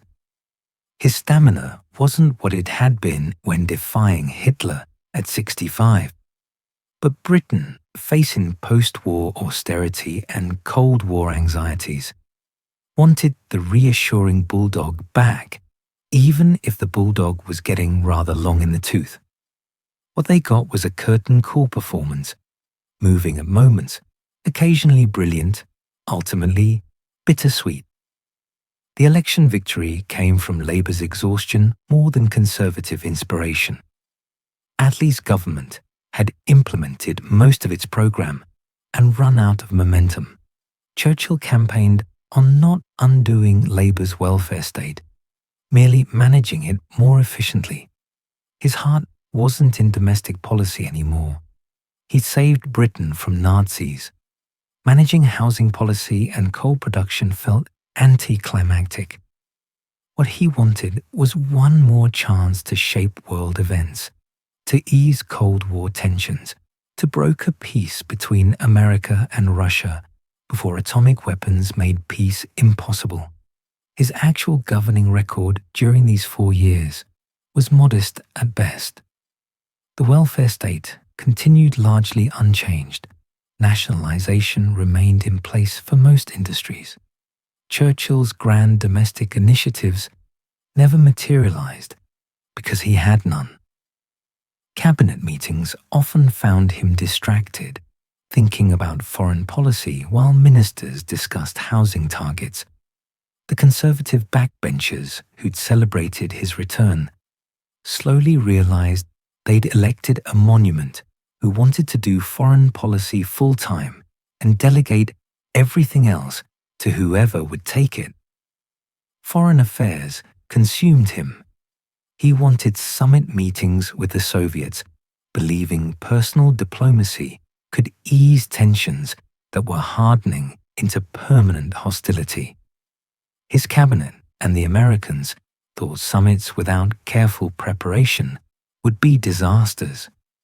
Eisenhower, now president, and very different from Roosevelt in temperament and trust, gently deflected Churchill's summit proposals while maintaining friendly relations. The Roosevelt-Churchill partnership had been between near equals.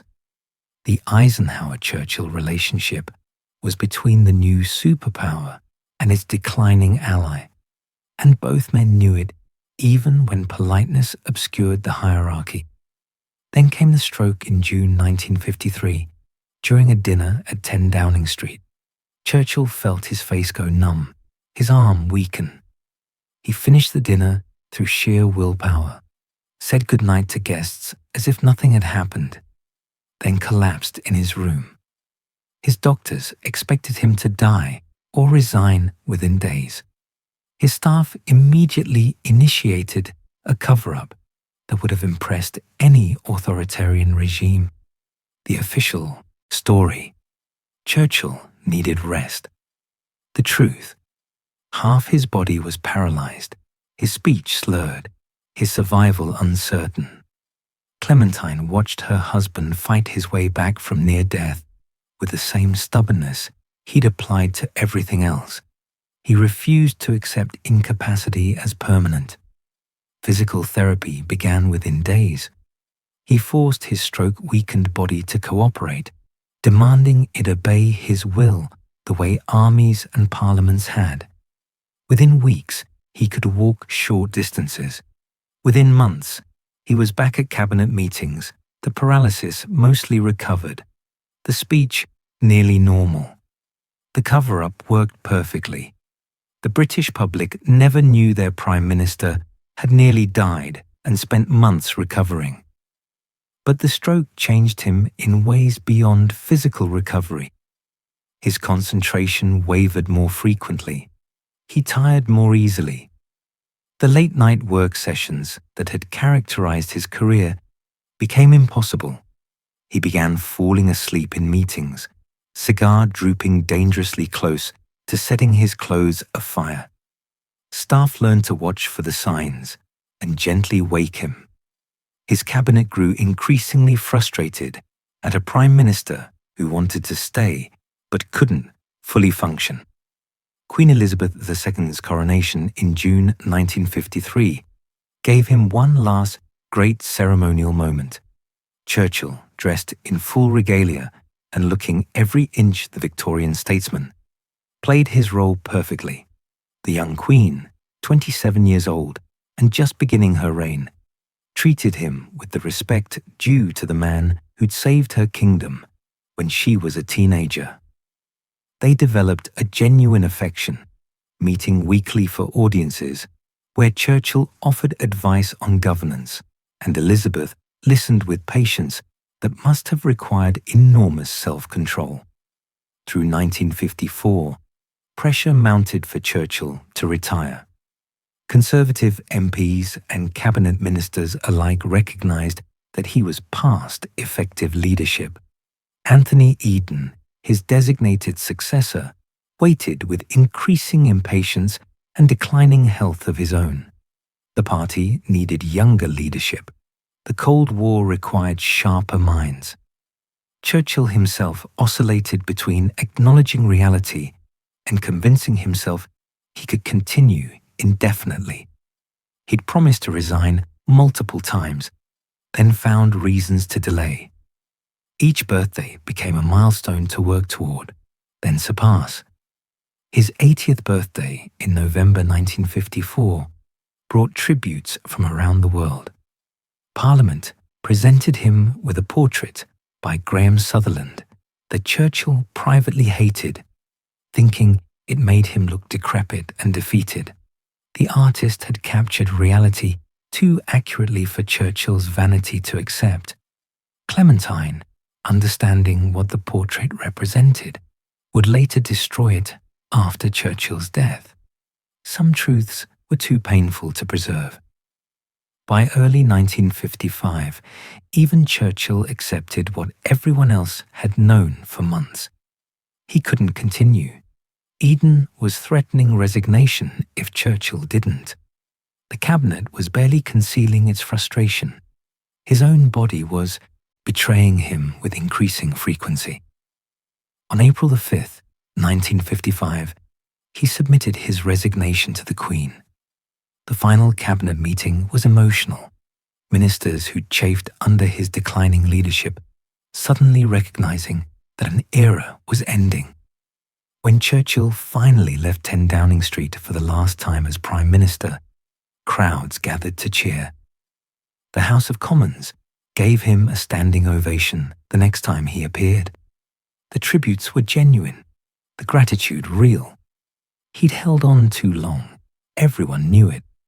But nobody quite had the heart to say it directly to the man who'd saved them all. The encore was over, the curtain falling, not with dramatic flourish, but with gentle inevitability.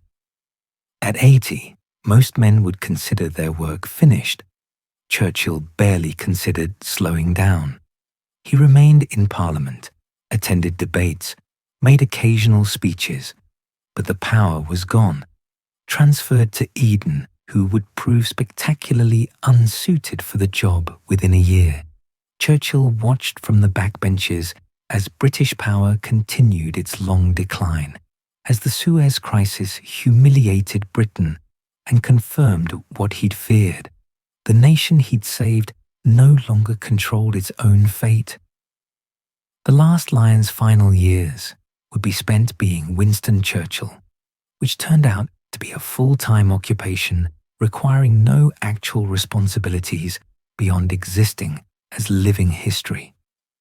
Whether that was blessing or curse depended entirely on which day you asked him. Chartwell, 1958.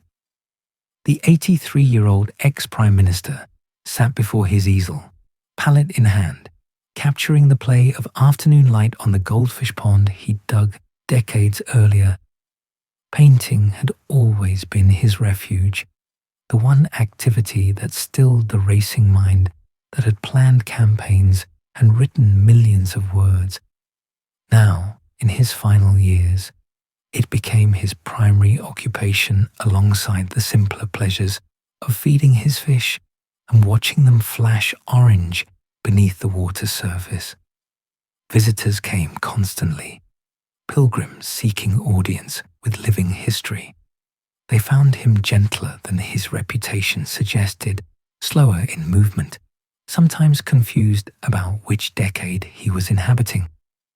But when his eyes focused, when the old fire flickered behind the age, they glimpsed the man who'd told Hitler no. The writing continued, though at a pace his younger self would have found embarrassingly slow. A history of the English-speaking peoples, begun before the war and set aside for the minor interruption of saving civilization. reached completion in 4 volumes between 1956 and 1958. The sweep was characteristically vast, from Julius Caesar's invasion of Britain to the dawn of the 20th century, tracing the development of law, liberty, and parliamentary democracy through centuries of conflict. Critics noted that the history focused almost exclusively on great men and military campaigns, while ignoring social movements and economic forces. Churchill made no apologies. He believed history was shaped by individuals making consequential decisions, not by impersonal forces. His history reflected that conviction. International honors accumulated like snowfall, honorary citizenships from countries grateful for his wartime leadership, academic degrees from universities across Europe and America.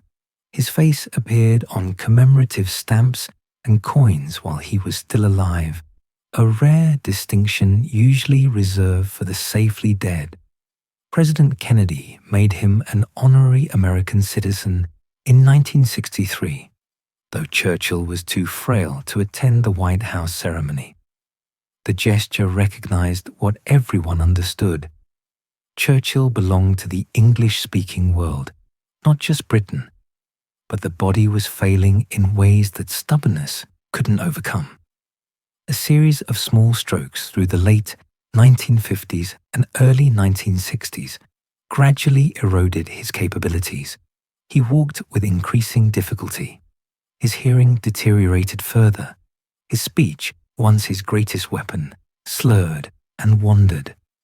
The mind that had commanded parliaments and shaped strategy now struggled to track conversations. Clementine, aging herself but more vigorous than her husband, managed his care with the organizational skills that had always been her gift. She protected him from too many visitors, from journalists seeking final interviews, from the world's appetite to witness his decline. His final public appearance came in July 1964, when he left his London home at Hyde Park Gate for the last time as a Member of Parliament. He'd represented Woodford for decades, a safe Conservative seat that had returned him election after election. When he finally resigned from the Commons at age 89, it ended 64 years of parliamentary service, interrupted only by the year he'd lost his seat in 1922. The House rose to applaud when news of his retirement reached them. The empty seat on the government backbenches seemed to symbolize something larger. The Victorian age finally, definitively ending. The winter of 1964 brought another stroke, this one massive and devastating. He lingered through the holidays, drifting in and out of consciousness, his body shutting down by degrees while his family kept vigil. On January 24th, 1965, 70 years to the day after his father's death, Winston Churchill died at his London home. He was 90 years old, had outlived most of his contemporaries, and had witnessed more history than most nations. The state funeral, granted by special dispensation from the Queen, was the first for a commoner since the Duke of Wellington in 1852. Churchill had planned portions of it himself years earlier, choosing the hymns and specifying military details with the precision he'd applied to everything. The lying in state at Westminster Hall drew over 300,000 mourners who queued for hours in January cold to file past the coffin. Old soldiers came in ancient uniforms. Working-class Londoners who'd endured the Blitz came to pay respects to the voice that had kept them fighting. Children came because their parents insisted they witness history. The funeral cortege moved through London streets, lined with millions standing in silence.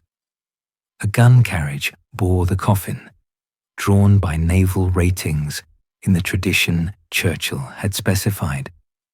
The procession wound from Westminster to St. Paul's Cathedral, passing landmarks he'd fought to preserve. Fighter jets flew overhead in missing man formation, one plane peeling away to symbolize the pilot lost. At the Thames, the coffin was transferred to a barge for the journey upriver, past the Houses of Parliament, where he'd spent most of his adult life. Dockyard cranes along the route bowed in salute, their operators dipping them in spontaneous tribute that hadn't been planned. The service at St. Paul's was attended by representatives from over 100 nations. De Gaulle came, despite decades of mutual antagonism with Churchill. Eisenhower, too frail to travel, sent his regrets. The Queen attended, a rare honor for a commoner's funeral. The hymns Churchill had chosen reflected his Victorian upbringing and uncertain faith. The Battle Hymn of the Republic acknowledged his American heritage. Fight the good fight, his lifelong combat with opposition. After London came the private burial at Blaydon, the small Oxfordshire churchyard near Blenheim Palace, where he'd been born 90 years earlier. The grave lay beside his parents and his children, who'd predeceased him. The headstone was simple, just his name and dates, no titles or honours.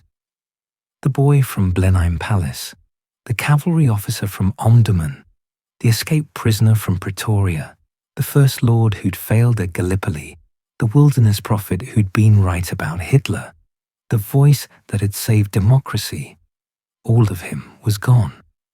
What remained was exactly what he'd spent his entire life constructing, a legend that would outlive the man by generations.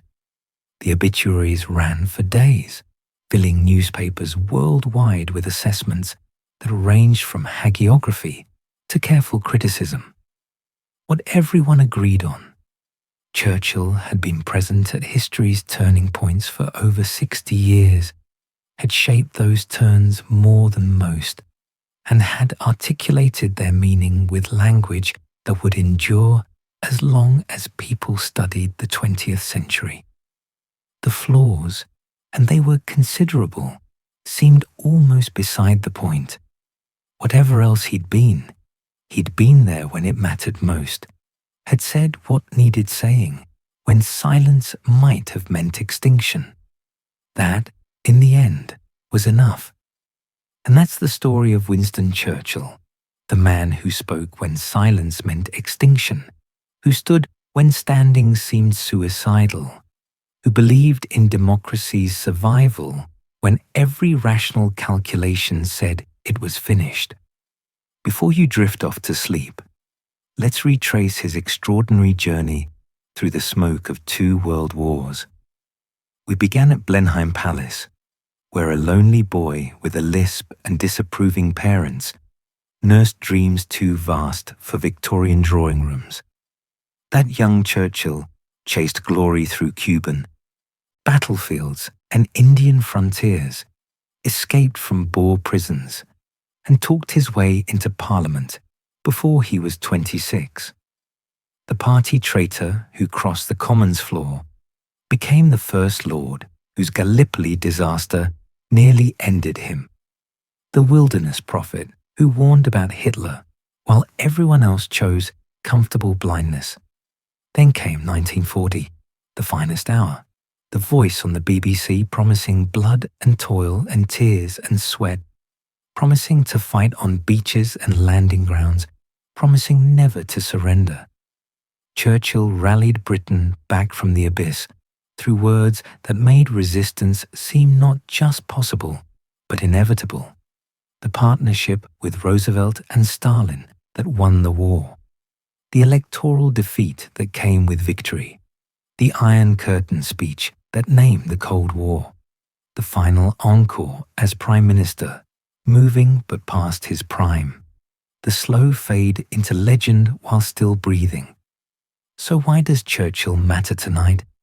because democracy is still fragile, because words still have power to rally or to divide, because complicated people can do essential things even while being catastrophically wrong about other things.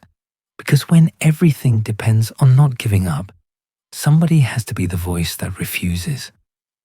Churchill wasn't perfect. His views on empire and race belonged to a century that needed to end. But in 1940, when perfection wasn't available and immediate courage was, he had what civilization needed. The growl was enough.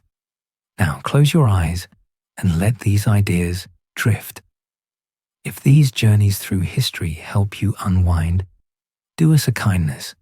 Tap that like button, whisper subscribe, and leave a comment below about what stays with you from Churchill's story, or which moment in history you'd like us to explore next.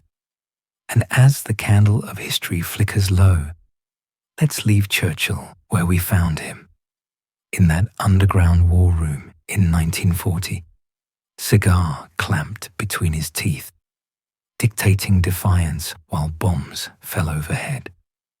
The rest, the arguments about his legacy, the work of building the world we want that begins tomorrow. Sleep well, friend.